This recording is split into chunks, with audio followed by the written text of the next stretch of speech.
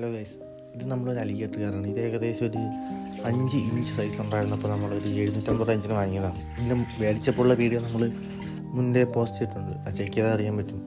ഒരു 5 inch size ഉണ്ടായിരുന്നുള്ളൂ. ഇപ്പോൾ അത് വളർന്ന് ഏകദേശം ഒരു 3 ഫീറ്റ് ആ ഒരു സൈസ് എത്തിയിട്ടുണ്ട്. ഹാൻഡ് ഫീഡൊക്കെ എടുക്കുന്ന ഒരു റേഞ്ചിലോട്ട് വന്നിട്ടുണ്ടാകും.